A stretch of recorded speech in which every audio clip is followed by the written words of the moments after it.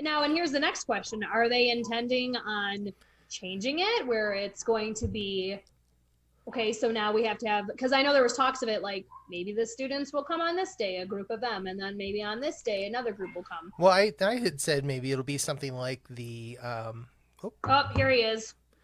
cool. All right, I'm going to admit him. Did he get a tardy pass? Did he get a That, tardy pass? I don't know. He's a little late. that's okay. Oh, I am so disappointed, Dr. Jara. I am so disappointed, Dr. How are Jara. you? Don't listen to him. I'm, Hi, how are What you? happened? I Nothing. Everything's fine. Don't listen to him. no, I was looking forward. I've seen you on a couple interviews, and I was looking forward to this corn beard. And so I've been grooming mine out, and I was like, we're gonna have a beard off today, No, and you not literally today. have your beard off. That's great. That's wonderful. How are you? It's so nice I'm to doing well. How are you? we're hanging in there. So we're just breaking ground on new things every single day. I mean, And I appreciate everything you guys are doing. You know that because we kind of just put you guys out there, and you guys have done. All teachers have done a phenomenal job. So Well, thank you. We appreciate Yeah. that. Yeah, that's this is very interesting though, because I mean, whoever in their life thinks, we're going to have a global pandemic and it's going to be really crazy. And then all of a sudden, no one's going to go to school or go anywhere. And then we're I just know. going to stay home. So, Yeah. I shared a Forbes article with my high schoolers today, talking about I think his name was Dr. Tuttle, who is like the Dr. Fauci of the Spanish flu epidemic of 1918.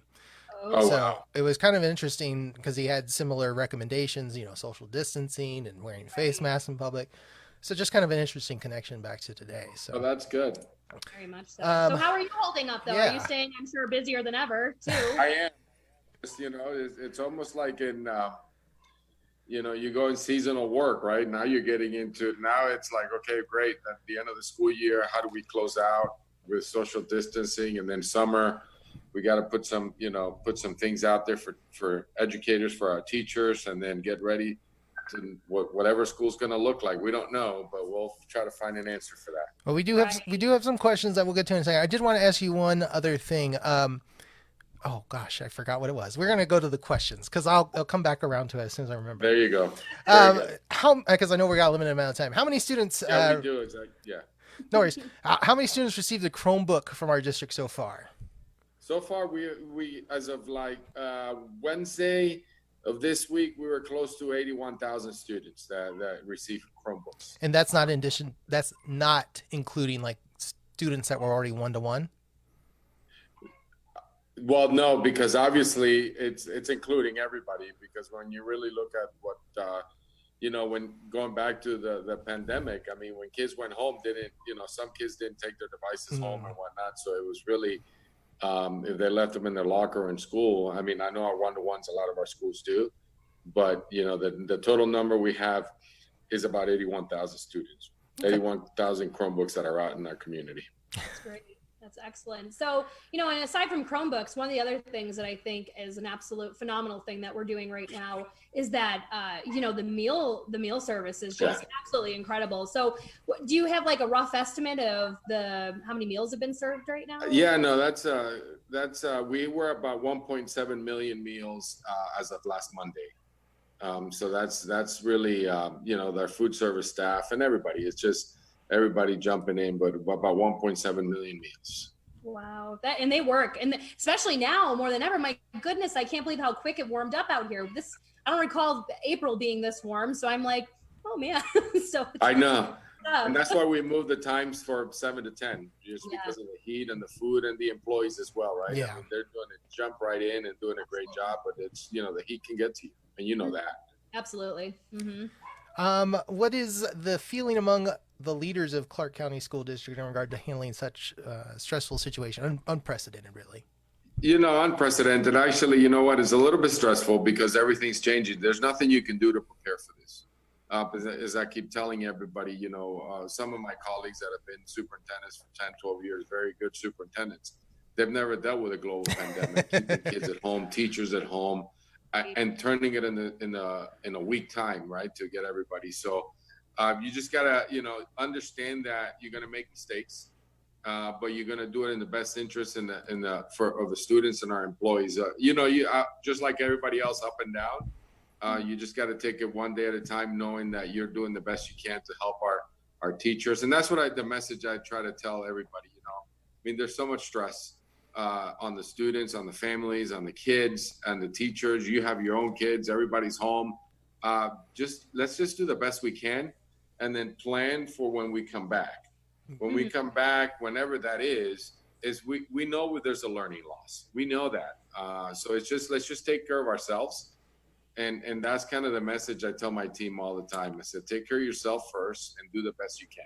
Yeah. And that's super important. And that, you know what, that's actually a good segue into the next question is, with everybody just, trying to grasp what is happening, especially in Clark County right now, it brings me to the next question of what is graduation ceremonies going to be looking like? And I know that you had mentioned that you're, giving that autonomy or to the, the different high schools that are going to be having seniors, but what is that going to look like? Well, one of the things that it's not going to be a virtual graduation. I can tell you that because the kids were very clear. Mm-hmm. They don't want any virtual graduations. They want to see each other. Right. So one of the things that we're looking for is to probably, obviously with the social distance guidelines, mm-hmm. We're going to look at that, we comply with that. With the feel and look, we don't know. It could be, as the kids were great, they say maybe if alphabetical order, you come in, and the principals have done really a great job at just trying to figure it out, make that night special for our kids. Right. Where it's, it's 8 graduation, 7, 9, 10. But as long as the kids, you set up a stage and they walk across the stage. Mm-hmm. And looking forward toward next year, because that was kind of where we were, what have the discussions looked like so far as to what you think next school year might look like? Yeah, it's, that's the one that we're trying to figure out. Obviously, if it's a start date in August, that's still on the calendar, depending on the guidelines where we are. We've had some discussions about staggered graduation date. Opening day. Is it one, every other day? But our schools are so large. Yeah. And class size, I was on a call with the Council of Great City Schools today with superintendents, and we're talking about, having desks 6 feet away, but in our schools in Clark County, that's a little bit of a challenge. Well, we have our class sizes so large. The discussion is really staggered. Is it maybe a 1, 2, 3, divide the school into thirds, and everybody comes in, and then the rest of the days you're doing distance learning. But then how do you get the kids on the bus? Right. Because obviously you have to, you go through the social distances there as well. So we're putting together, and I know CCEA is going to be at the table. We're putting together, and I announced to the board last week, a working group, right? I don't want to call it a task force because everybody's got task force. Everybody, I think it's a working group because we're going to work, and having teachers, support staff, principals, administrators, central office, transportation, for what the opening school day is going to look like, and excited that we're going to start doing some of that work in the next couple of weeks, and then meet regularly through Google Meets to make sure that we have an opening that we plan for. Okay. Yeah, man, there's a lot of, it's just so amazing because people, that the idea of what is happening with the educators and the leaders, and they're thinking, well, you're at home because you're social distancing, and I'm like, there's so much more work. I've worked harder than I have worked in my 8 years of teaching. I know. Well, I know, because you got to try to do classroom management virtually. We were talking before you got here. I had been asked to do an interview about implementing 6 feet of space between my desks. I said I don't think I could fit more than maybe 12 to 18 student desks in my classroom if I had to put that much space in between them. And how do you do lunch, and how do you do passing time, and how do you do all these things that we have to take into account? Yeah, no, that was one of our questions, the buses, the PE locker rooms, the cafeteria, all those things. So, and here's a question that with Governor Sisolak coming out and saying, obviously it's no secret that our, poor Las Vegas, and we have just been, pounded on as far as not we don't have the tourism coming in. So we're looking at a very, very upset budget. So how is that going to look? Because I know he had mentioned, possibly doing like a 4%, cut, across the budget for different entities. What does that look like, Dr. Jara? Are we going to be affected? Like, how is this going? What is your idea about that? Well, so here's the thing. I mean, obviously, this is a time where we have to invest in education. There's no time like the other, right? I mean, obviously, and parents are seeing what teachers really do on a day-to-day basis. Not that they didn't before, right? But now it's when kids are at home 6 hours, and when there's, now and they love teachers, right? But now there's a new appreciation for our classroom, for all our educators, not just our classroom teachers. So that's number one. Number two is we got to continue to invest in education more so now than before. I mean, what this pandemic has shown, and I say this often, is that there's the huge inequities that we have in public education, because those kids that had the computers, those kids that had the technology at home were able to just roll right in. Now we see those that didn't, and that's the work that we're putting together. So we see, obviously waiting to hear. The state has said that they're going to let us know next week what the impact of the state budget.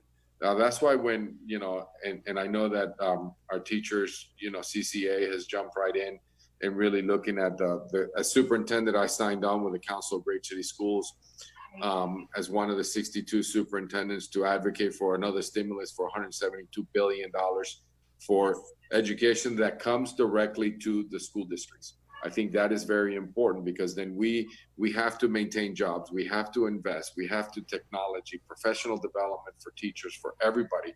And I think, special ed is another one that we have to really, obviously support all our children. So there's an opportunity when you really look at what the federal government jumping in and supporting our schools, that hopefully we, my goal is that we don't see an impact, a negative impact. We can't afford it. Our kids can't afford it. When our kids come back to school, they're going to be behind. And with budget cuts, they're going to get further behind, and it's just going to have a huge impact to our schools. Yeah, I agree with that big time. So actually I think there's already pretty good answer for this, but just what your thought is. What's being planned to help ease concerns for employees who fall in the at-risk category for COVID-19? Yeah, one of the things that we're looking at, and actually in conversations with both CCA and the county, with the UMC, is really looking at what health we can do for testing and some of those things for our employees. So we're in our early discussions around what that looks like. And I think that is, we're going to have that's part of the reopening. That was going to ask about the reopening that was agreed. I think it was agreed to, right? The donation of employee sick days to another employer due to COVID related issues. Is that going to remain in effect? We did that with CCA. So that's in partnership, but now we have, obviously I'm talking more about the testing for the virus before everybody comes back. Okay. And then what does happen? And again, this is probably just like storyboarding, eye in the sky type thing, but what happens next year when a student or teacher tests positive for COVID? Will the school close for 2 weeks and have to undergo deep cleaning? Well, the CDC guidelines change all the time because as they learn more. The first time was a 14-day. Now I'm hearing it's only a 5-day closing. You clean it and you turn it around and reopen. But I don't think, then it's when do we reopen? Looking at the science, looking at what that looks like, is you have to be, you have to look at the data. Okay. To really see when some of those decisions are going to be made. I'm hopeful that August 13th, but also preparing for the worst. Right. And that's actually one of the questions, is with the experts saying, hey, I mean, we're going to be battling flu season. We're going to be possibly seeing a second wave of this. I mean, if it comes to where we're at, or where New York City was, oh God, that's just an absolute scary thing to think about. But what is that going to look like for CCSD? Is it possible we would go into a full-time distance learning again? There's always, obviously, when you're going to go back and make the decisions, right? The health and wellness of our employees and our students, number one priority. If that's the case, we're preparing for, flu season as well. and we may go back and be in the same situation. It brings me back to the days when I was in Florida, where there was one year we had 3 hurricanes that passed right through at the beginning of the year in hurricane season. So we opened up school and closed school 3 times within one fall season, which was, you can see the negative impact it caused on students because of the disruption. So this is just a little bit different because obviously when you go through hurricanes or you go through natural disasters, there's an endpoint. Mm-hmm. We don't have an endpoint here. Right. That's the biggest concerning factor is it's like as humans, we are so geared in and focused on, okay, there's an endpoint to this. There's going to be in the tunnel. But we don't know what it is. And that's what the scariest part about this is. Right. Yeah, no. And I have talked to some other educators across the country in places like Ohio, I'm sure New York too, where they have more inclement weather days built into their schedule. They had pretty much already covered enough seat time because they had such a mild winter in whatever places, so it'll be interesting to see what we have to come back to next year if necessary. What plans are in place to prevent a further summer slide? We have the COVID slide. No. Yeah. What about summer slide? The summer and the COVID slide and I think one of the things that we need to look at is the standards that we've missed and how do we embed them. But then one of the things that we already are looking at is bringing in the MAP growth assessment right away. So then, because that gives you where you've missed some of the standards and when you miss some of those opportunities for kids. So that's number one. And then try to fit in the standards to catch up the students. But, sometimes you got to look and see and make that alignment. And you guys know better than I do, right? Do you really need to teach all the standards that we needed to teach in the past to be able to? Can you teach the new standards for the next grade level, right? Without having to go back and teach all the standards we missed. So that's one of the things that we're working on as well that we'll be delivering and sharing out with our teachers soon in the summer. I think, and here's an interesting thing. I think that's easier for implementation in like the secondary, because we were talking about it in my department, how world history would kind of feed into U.S. history, and U.S. history feeds into government, and so we touch on some of the old standards again and again. But what about kindergarten going to first grade going to... You do, and that's where and I'm going to tell you, that's not to scare our elementary, but and you've seen the COVID slide, right? That's the data that we're seeing is that it's going to be a bigger it's a bigger or a steeper slide, if you will, for our elementary school, K, 3, 4, 5. Right. Well, and that's really, truly, I mean, we've talked about this and the foundations that are instilled in those primary, I mean, it's absolutely mind blowing. And I always think back to when I was in kindergarten, I'm like, gosh, I remember doing like the gingerbread play. And I don't really remember like having to write a paragraph with proper conventions, but I'm like, you know what, that what we put on these kids is, I feel, I mean, it's helpful for them. It really, preps them and gives them what they need. But it's scary to think about that, because a lot of the things that I do in my classroom are so like hand over hand. And absolutely. Like tactile. So it's concerning. Definitely concerning. Yeah. So, with that being said, how about, what are we looking for as far as, extended school year or like actual summer school? Are we going to be? So I'm going to be announcing that tomorrow. Okay. You don't want to give us a sneak preview? We are going to have some type of summer school and ESY. How about that? Okay. I like it. I think that's fair. That's good. That's exclusive to Teaching Today Podclass. There'll be something. There you go. You heard it first. Let's see. Has there been discussions as to how we will close out the school year?